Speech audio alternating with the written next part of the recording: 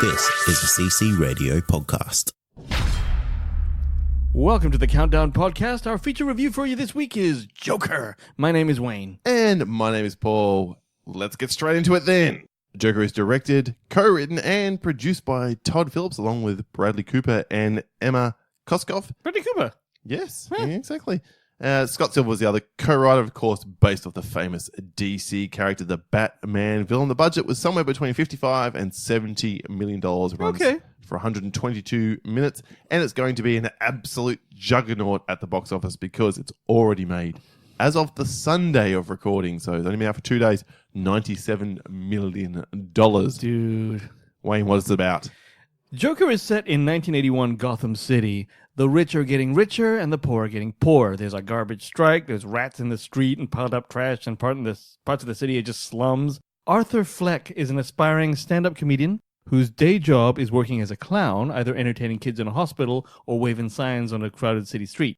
Arthur is kind of a pathetic man-child who lives with his mother, Frances Conroy, and he writes down idle thoughts and bad puns in his joke journal, and he's nursing deluded ambitions to appear as a late-night guest in this show that's hosted by Robert De Niro, Murray Franklin. And this is basically a character piece about how an underprivileged man starts to get pushed over the edge and slowly becomes the Joker. Yeah, I'm glad you mentioned that because the Wikipedia page, very interestingly, mentioned that being the cast, has just Joaquin Phoenix as... What do we call him? Joaquin Phoenix. Joaquin Phoenix. Jeez. Okay. Joaquin Phoenix. There you go. There we go. As the Joker, it's the only name written there, which is pretty interesting. So you mentioned Robert De Niro and Frances Conroy. Yeah. Zazie Beetz is the only other sort of name recognition there. And is it Brett Cullen? Is Thomas Wayne? And there's probably a good reason for that. It's because Joaquin is... Let's call him Phoenix. We'll call him Phoenix. Jay Phoenix is by far the standout part of this film. Well, first of all, he's in every single fucking scene. Yeah, he is. So there's basically not that much room for other people. I 100% agree. And here is the best impersonation that you're likely to hear of the man. I'm a Joker, and Joker's on you! Yeah! Perfect. No, that's exactly Joaquin Phoenix's. If everyone doesn't know what that drop was, it is Tommy Wiseau, who's trying out apparently for the Joker. It's a video online. I hadn't seen it. Paul played it for me. I fucking hate it because it's annoying as shit. For about 18 months ago. But a huge shock that one of Paul's sound drops is fucking annoying. A joke's on you! That's not better. All right, Wayne, what did you think of the Joker? Yeah, I don't know. The show was definitely competently made. There are great performances, and the director's vision was quite good. It is a fine movie. It's not a great movie, if you ask me. All right. The liberties they take with the Batman mythos is it's in the background, and it's quite shocking, some of it, if you're a Batman geek like myself. Yeah. But what's good about it is that for most of the movie, I did not feel like I was watching a Joker film or a DC film. It was definitely a character piece. It was a story, okay? And I know people are talking about Taxi Driver and this and that and the themes. And they fucking well should be. This is a Scorsese love letter, this whole thing. There are references to his shit. It's a love letter at best. It's an absolute rip-off at worst. Yeah. This is the thing about this thing, right? The director... Okay, the good thing about Todd Phillips is you can say, all right, he's borrowing from the best. But it's a total rip-verse, right? That's the only good thing you can say. Because everything else, right? All the Scorsese references become a little bit exhausting after a while. To the point where it's so on the nose that Robert De Niro was cast as a major supporting player. Robert De Niro immediately is the fucking, king of comedy. Like, that reference is already there right in the middle, right? And I did like his performance, by the way. I did like Bob's performance. It was fine. Yeah. But I gotta say this, right? I know everyone mostly loves this film. Actually, no. No? There's a backlash which has begun. A significant one. Really? Yeah. Okay, tell me about that. Because to me, this movie outstayed its welcome with me. Like, I started getting a bit bored towards the end, and yes, there's some I'm amazed it was towards the end. I was bored through most of this film. Look, I knew it was going to be this slow burn, like, basic... I'm done with slow burn. Can we please have some fucking excitement? Finally, you're speaking my language! I feel so guilty when I'm like, I'm bored, because I'm just fucking, I need entertainment all the time, because I'm just a consumer. But fuck it, you know what? Fuck you! Entertain me, alright? That's what I paid you $12 for. Mr. Phoenix didn't show me... I think without him, this film falls apart. Completely. Well, look, to be fair, he made the movie with him and he knew what Joaquin Phoenix would do, so he does his things. And he is amazing. Very tight shots, crazy stuff going on. You can tell the things that are changing in his head and everything's believable. The thing is, his fucking laugh pissed me off. Well, right? two things I never need to hear again. Oh, God. Also, again, the first is the laugh. Absolutely. Oh, my God. I did really like the fact that he had this card which explained that he has this neurological condition. Yeah. Which my partner leant over to me and said, is that a real thing? And I'm like, well, of course, I'm the authority on everything. So I can tell you quite confidently, I don't know. But no, I look, let's just look at it as a form of Tourette's. Sure. Let's accept that and move on. I love the card and how it explained it. And that was cool because it got him in trouble numerous times through the film. And I really liked that aspect of it. Yeah, he had Every other part of the mental health, though, I had problems with. I was wondering how you might think of that. Yeah, I just really feel like... Well, see, his laugh, right? You can tell, and the way the guy is playing it, this is what makes it good. You can tell it's actually hurting him to laugh. It's actually hurting his throat. Yeah. And he doesn't want to do it. It's a feature of Mr. Phoenix's role. Absolutely. Joaquin Phoenix's role. Well, absolutely, but that's his thing. Like that's why it's good. The performance is as good as it is, right? So I totally get behind But the edit was as bad because the laugh went on so long it started pissing me off, and he did that a lot. Okay, the second part, I never need to see him dance ever Oh, again. God! Ever again. Yes! And so I thought to myself while I'm watching this film, I thought, Wayne's going to love this. First of all, it's based on a Batman character. 2, there's lots of impromptu dancing. Why would I like that? And 3, the laugh is more annoying than yours. Exactly. Win! You would think so, but it turns out even when you have an annoying laugh, you find other laughs annoying. You mean? And so you feel bad about yourself, but then you get over it and go fuck it. So I'm telling you though, this thing where he's dancing, right? Oh my God. It's not just the dancing, right? It's like every Jimmy Durante song getting played in the background while fucking when you're smiling, that shit. And then the fucking like slow-mo, like not even, sometimes he's doing Tai Chi. He's just kind of fucking doing stuff with his body, right? And I'm like, what the fuck's that, right? And it started to give me the the most shit. seriously worrying shoulder blades. Oh no, he's I've emaciated. ever seen, He's, yeah. like, if he cut up for that Have role you to do that, seen You Were Never Really Here? I think that's what it's called. No, I didn't know. He But is overweight in that movie. He's He doing has gone through a Christian Bale-esque mechanic. Is that what it's called? Yeah, mechanic. Machinist. Yeah. Machinist type transformation because he is, No, he looks emaciated. Well, I saw his the first time you see his he's shirtless from the behind. I was like, is that really him? Did he do that for this role, or is that just someone's body? He fucking did. I'm like, holy shit! So he's very committed, and I appreciate that. All right, and I wouldn't do it Again, right? it's a person who is absolutely going hardcore for this is important. Yeah, and as an audience member, I definitely appreciate it. So that's amazing and stuff. But I think that how we this is my problem. Those songs with the Jimmy Durante songs and the slow mo him dancing that goes on for like the whole song almost, and I'm like, shut the fuck up. It becomes monotonously grandiose to me. That's what gives me the shits. If I can borrow a line from my partner who said, "I liked the film, I didn't enjoy it." Yeah. And I think there's something to that. I think this film is designed from the get-go to put you on edge. I think if you are an anxious person, I don't know how much mileage you get out of this. If you're not an anxious person and you want to be more anxious, watch this movie. Yeah, and I don't know if I am or I'm not an anxious person, but I definitely was during this show. I was anxious for something to happen. Yeah. But I didn't care. Like, there's bursts of violence in it. And so let's now address the big sort of hoo-ha about this film. So it wins the Golden Lion, whatever, at the Venice Film Festival. Is that what happened? 8-minute standing ovation. Fuck off. If you stood up and applauded this film for 8 minutes after it happens, you have a little going on in your life. Let me tell cinematically. Okay, let me tell you something, right? I've never been to like a Sundance or to like one of those like really, really printy things. Nor have I. But I've been to ones in the New York like film shows, Tribeca Film Festival, shit like that. Okay, and what you have is when you have this. Especially if Joaquin Phoenix was there. The filmmaker and the star. The filmmaker's there. It makes it a whole different thing, okay? It does. And even recently at a very local film festival, there was just the writer of a very local film about to hit our cinemas now there. And it did add something Absolutely. to it. And that's why if you were sitting in that room and you were seeing Joaquin Phoenix's performance, the way it was, and Joaquin was sitting like just down a few rows down from you, it would hit you completely differently. Would you applaud for 8 minutes? Look, if everyone else was doing it, I would probably be weird about sitting down first. Like, I'd have been like, "Am I standing now?" Yeah, you absolutely will, and you get caught up with it. I was saying, "Oh yeah, this is good. Yeah, all right, cool. Sitting down now. Whoa, why are we still going?" Man, I'm going to check Facebook. Man, those things have crowd fluffers. I went to a Dave Letterman taping once, right?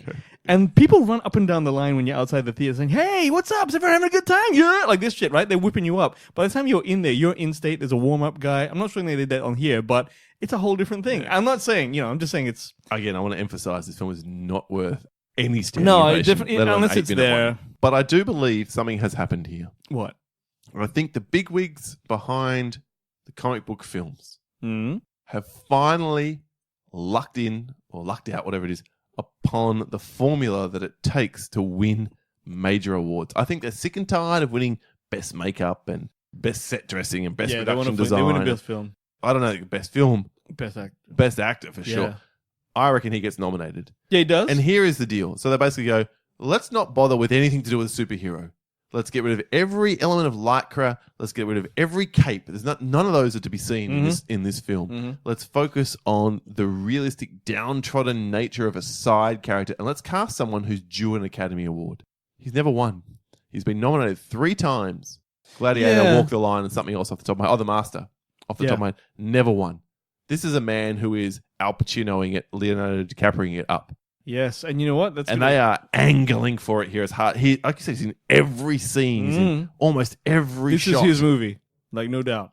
And I think they've decided this is the way that we get a comic book film to win a major Academy Award. That's going to be the showdown this year.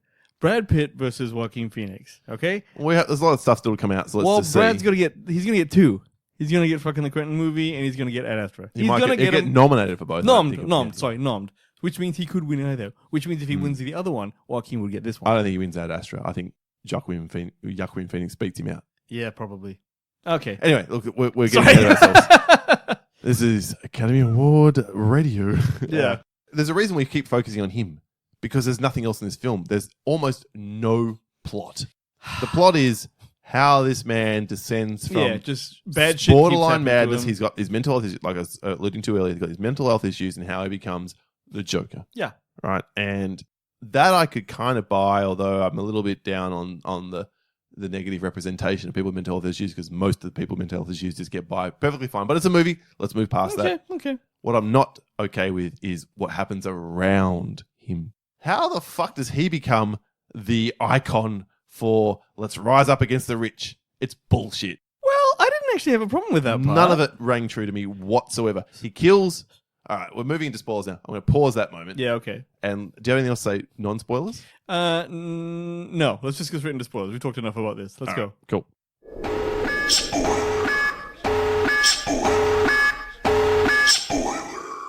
All right, we are into spoilers. As you can tell, I'm a bit mixed on this film. I think Wayne is too, but I'm gonna guess you can give it about a 10-point higher score. We shall see in due course. He kills 3 assholes on a train. Yes. Right? Who maybe don't deserve to die, but certainly deserve a beat down for being the wankers that they are. They should fucking die. They're sort of terrorizing some woman. Yes. They're being assholes. Yep. Fuck them. Kill them. Yep. Kill them. Anyway, so he does that. It is a moment of surprising violence. That's a really... I thought that scene was great because you see them and you don't see him pull the gun. You just see bang, bang, their chests open up. Yep. And oh, shit, because he just takes him out. And he even chases the last guy down. All very good. That's all fine. Then Thomas Wayne comes on and basically calls people clowns who identify with this guy and whatever else. And that's enough? Absolutely. Absolutely. I've seen effigies of people based on shit they said all the time. I'm going to vehemently disagree, and here's why. Why? Because that kind of shit disorganizes people. Not even half. 10% are like, yeah, let's run with that as a rallying cry. And the other 10% like, oh, no, that's fucking bullshit. No, it just, people wouldn't get behind it. It just wouldn't work that way. It's not well enough established for me. Really? Okay, well, I mean, let's look at the Area 51 thing. All right? Where 10 people turned up? Yeah, that's all bullshit, all right? But that's in this day and age, all right? Now, so I think with your internet culture and the rallies and the this and the Twitter and all that crap, right? It is easy to disrespect those messages. However, if you have I'm playing, the other side here. Oh. You have a downtrodden society. It's well established that the economy is fucked and everyone's pissed off and they hate Wall Street, just like now, but more so because it's 80s, right? So then there's a spark where, holy shit, this guy says clowns, clowns, clowns, and then a clown kills 3 of the representatives. Other way around. Clown kills first. Then Clown kills first, okay. Then he says clowns more, but that would make people go, yeah, clown, fuck you. Well, we're the clowns, all right. It's just like the 1% rallies. The 1% rallies. Maybe I'm being a bit pedantic. I'm just saying. But it didn't gel for me. I'm like, why? Really? Come on. Like, we had a clown epidemic recently. Did we? A couple of years ago, where people around the It thing was. Yeah, that's right. I remember now. It wasn't like suddenly it was a rallying point for. No, but that's a lot less interesting. I mean, that's a fucking movie, basically. This is about their lives. This is them. Look at Hong Kong, all right? Look at Hong Kong now. Yeah. Those riots are about the fucking big wigs changing law. Yes. All right. Yes. So this is kind of that. Dressing as clowns. They might. They're Asian. They fucking dress up. It's fine. There'll be LEDs too, bitch, and a lot of reverse parking. What? All right. So. I think I don't have any problem believing that this kind of thing could happen in that universe. No, I'm not Just trying saying, to. I'll say for me. I mean, you know more about people, like, but I'm just saying. This is like whatever. It's very, very swift how this all happened. No one gets an arc in this film. No one. And I will say, I'll give a credit to a film with a veiled. Yeah, you're right. Actually, veiled criticism. Zazie Beetz' character is so underwritten. It's hilarious. Who's Zazie Beetz? The neighbor who is fucking. Except it the turns girl, out yeah. that he's not fucking because Yes. it's all in his head. So that made it okay, right? Yeah. Well, So would it not have been okay? No. Oh my god, are you trying to tell me that's a well-rounded character, that woman? Until it turned out that. That she all of a sudden. Yes. Yeah. That was sorry. That's No, I'm like, what the yeah. fuck? Why is she fucking him? She's half his age. Yeah, and way tighter. And she could have any. It doesn't matter. She could Absolutely. have anyone. And why the fuck is? And he stalks her to work, and she's like, "Oh, Good. did you follow me? Cool." Exactly. I'm like, there is something fucking wrong here. But And there because was. it's in his head, it's all right. So that all worked out okay. That explained that. The only other character who's not even really an arc, although it's an arc in retrospect, is his mother, who is crazy. And we learn she's crazy through the course of the film. Otherwise, nobody else does anything in this movie. Yeah. I was hoping that. Yeah, you're right, because Thomas Wayne's the same from the start and the beginning. That was interesting. So Thomas Wayne's a cunt. Yes. Now, let me tell you about this, right? I was initially really pissed about this, right? I thought you might be. I was sitting there going, hang on a sec. 1, Thomas Wayne, who's supposed to be the man who built Gotham, is actually a cunt. 2, you're suggesting the Joker and Bruce Wayne are half brother and brother, right? And I'm like, fuck off, right? Don't do that shit. And then I was thinking about all this stuff, and I remembered that Todd Phillips said this is an Elseworlds movie, right? Now, for anyone who doesn't know, in DC they have this type of comic called Elseworlds, where they take the characters and they put them in a whole different position, like they make Batman, Sherlock Holmes, or all that sort of shit, right? So that means it's not canon. Yeah, absolutely not. So that's fine. That was But like, even okay. then, they're not. No, but they can do whatever. But they were taking very big liberties with Pissy. Now, there's one cool thing that I want to mention. When you finally do see Bruce Wayne in this movie as like a 12-year-old child, he is, he sort of sees him over the fence, and then Bruce Wayne jumps down from his fort or whatever, and he slides down a bat pole. Yeah. And I was like, that was kind of cool, right? That was for a fan like me. I'm like, oh, okay, I get it. And I'm with, right? And I'll tell you one external thing which had a problem, which may have affected my liking of this movie. Some cunt next to me kept farting. Oh, Some- and it wasn't me. No, it wasn't. It was just this dude next to me, right? And one of the really important didn't parts. see it together. No, we didn't see it. One of the important bits of the movie where he goes onto the set of that fucking Robert De Niro movie. This cunt just lets one rip, and I'm like this. As in, like, you heard it? No, I fucking wafted. It was fucking wafted. I could feel it. I'm like, it was not the breeze of his ass, but the breeze of the cinema brought it with it. And I was like, oh, like this. And I fucking glared at him. And it might not have been him. It could have been someone else. He was acting like he was discovering it as well, which is what I would do, right? Like, oh, whoa, whoever can that be, right? Pretending it's not Turning from your his own head left asshole. and right, looking for the Exactly. culprit. That's what he did. I'm like, if you're doing that, you're doing it quite well. So I'm not gonna fucking elbow you, right? But fuck me, I was pissed, and I couldn't breathe for about a minute. I had to do that thing where I used the jacket as a filter for my nose, like a damn rebreather. So that is an issue which had nothing to do with the movie, but. Yeah, I don't know. The movie got too boring. He held shots too long, and it pissed me off. Yeah, right? and not enough happens as far as I'm concerned. And there's this For its big runtime, how long is it? 122 minutes. Too long. There was this big thing about it would incite violence because the Joker uses violence and gains confidence from it. This may encourage people, and so the victims' families from the Aurora massacre in 2012 came out and expressed their concerns. Although I don't believe they'd seen the film at that point, so it was interesting enough. But anyway, I kind of get where they're coming from to some degree now, having seen the film.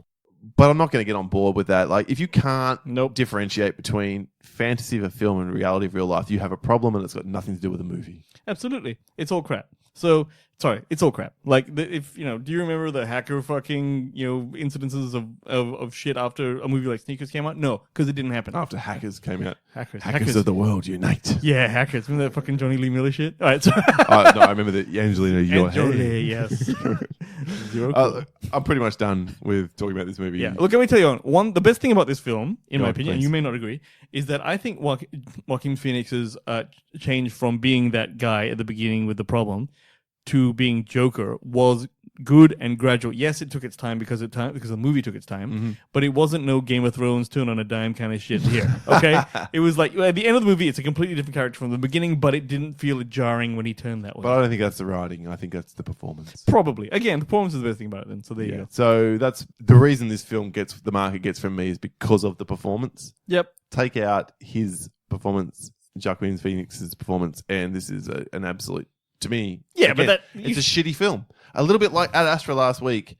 If it wasn't for Brad Pitt and his performance, I would have hated that movie. I don't know, I would have hated this one. It's a better film But overall. I don't know if that's valid. Like if the movie was his performance and that's how the movie was shot, so that is the No, movie. but you have to If start you with say- the if you script. take the movie without I the think the fucking film- script is average. Yeah. Really average. Yeah, okay. I think the way it's put together is really average. I think it's poorly edited. I don't think there's enough of a plot or a story Is arc this to one it. here? Yes. Yeah. All of the above. Yeah. Most of it applies to Ad Astra as well, if I'm really honest. Okay, what's your score? At least Ad Astra had a narrative thrust. There's a purpose to what he's doing. This film is just watching someone waiting for the next shitty thing to happen to them so that they go further down the road to becoming the Joker. Is Taxi Driver not like that though? And is revered so well? Is it not much the same? From vague memory, it's been a long time to watch Taxi Driver. Yeah. Yes, but I think it's got more to say, Taxi Driver, than this film. Taxi Driver has those horrible moments, like when Martin Scorsese gets in the back of the car and starts talking about like this filthy shit with Travis Tritt, and he's like, it's like, oh, this city is just horrible. This isn't quite that hard hitting. But it's aping that. It's really, Totally. really emphasizing those same points, and it just doesn't do it as well. Yeah, and it depressed me. This movie depressed me, so I didn't like it as much. It's Yeah, that easy. it's not a good time. 100% agree. Look, in the end, I give this a flat 60. I've actually given it 64. No, 63. Because 63. Wow, so the difference between it was pretty minimal. Like, yeah. It's the because, performance is incredible. the performance should be just like a 70. It's so good. It's very, very, very, very good. I will never watch. But I the didn't movie have a again. good time, so I fucked it off. Never watch it again. Like I had no, like you say, enjoyment really out of watching this film. I don't understand the 5 stars that it's getting. I also don't understand the 1-star reactionary sort of buzz that seems to be getting. People are shitting on it. For me, it's. No, I guess it's- I'm right in the middle, and you are too. It's Right in the middle of the road. fine film. It's a okay. fine film. I'll never talk It's about got it again. problems. It won't Yeah. make any list we're going to do. It's not the best. It's not the worst. It's just okay overall, which is, to be honest, a bit of a letdown. A lot of buzz. That's what it is. By the way, I went to the cinema last night. 1 seat left. Wow. 8:30 session, standard cinema. Wow. Full, this thing. This thing is killing it. I went, holy shit, this cinema. For this kind of movie, it's full. Forget about it. Oh, The it's got a buzz. huge The buzz. buzz is just through It's the going roof. to make a lot of money for sure, and I think we'll hear about it come awards time. But I guess time will tell. All right, if you agree or disagree with us, let us know via email, thecountdownpodcast@gmail.com, on Twitter at thecountdownpc. In our Facebook listener community, link is in the show notes, and you can follow us and write comments on the Podbean app where we host the show. ccradio.com.au is where we are also found as part of our Australian network of awesome shows, where you can find the new shows Fangirling and Fightcast Australia, and say goodbye to CC, i.e. Comic Confidential, when it finishes up in the next couple of weeks. That's Word. it from us. My name is Paul, My name is Wayne. and this has been The Joker. I'm a Joker, and Jog is on you! Yeah!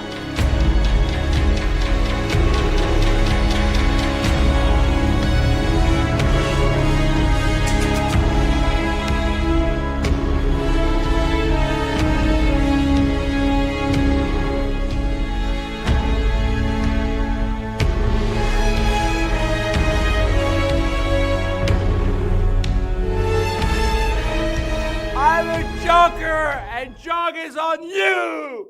Yeah! Hey, this is Tommy again. I don't know.